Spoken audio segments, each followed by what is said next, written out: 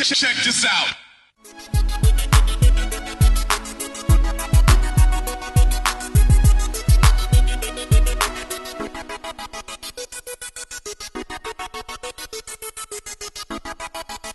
Je suis le cofondateur et le président de CLT Services, spécialisé dans le développement de logiciels.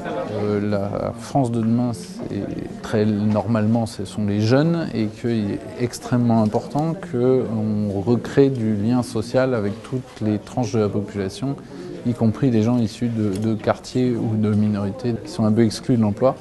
C'est quelque chose d'un peu militant. Comme on a un certain nombre de postes ouverts, on essaye de les ouvrir et d'aller sourcer des gens plus larges que ceux qui viennent spontanément nous voir, parce que là encore, on pense que la diversité, c'est une grande richesse.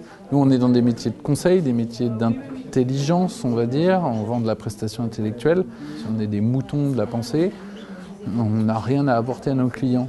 Et sortir des sentiers battus, avoir des idées nouvelles, ça vient plus facilement quand on croise des gens qui ont des expériences, des vécus, des parcours différents, que si on a que des gens qui sont tous formatés dans le même moule, qui ont fait les mêmes écoles et qui ont les mêmes schémas de pensée.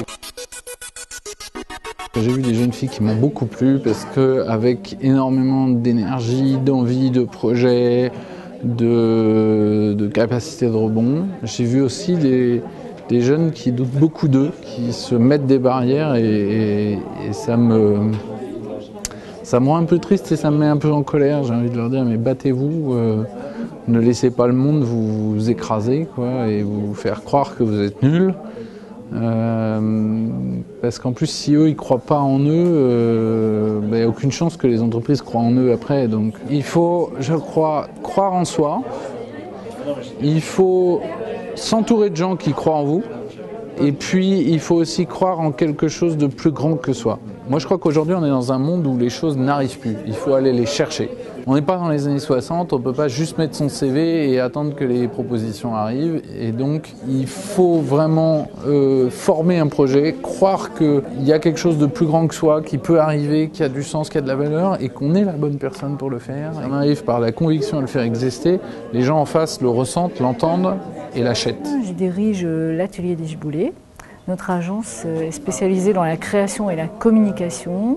On travaille essentiellement pour des organismes d'intérêt qui travaillent sur des problématiques d'intérêt général, comme par exemple le développement durable. Très souvent, tout le monde se trouve en situation de handicap. Moi-même, je me suis trouvée en situation de handicap parce qu'on trouvait que j'étais une femme ou que j'étais trop jeune à une époque ou trop âgée aujourd'hui. Enfin, très souvent, on rencontre des gens et on se rend compte qu'on ne correspond pas forcément aux critères de la personne qui vous a appelé. Et je voulais du coup leur dire que eux, ils se trouvent pas toujours tout seuls dans cette situation-là. Donc le conseil que je leur apporterais, c'est de dire que ça arrive à tout le monde, qu'il faut absolument persévérer. Il faut essayer de bien connaître les personnes qu'on a en face. C'est-à-dire, eux, il faut absolument qu'ils essaient de savoir un maximum de choses sur l'entreprise qu'ils essaient de démarcher.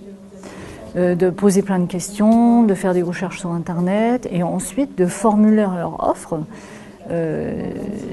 en fonction des besoins de cette entreprise-là. Et de ne pas se laisser décourager ni intimider par des fois des ressentis qu'on peut avoir face à des personnes qui sont un petit peu hostiles.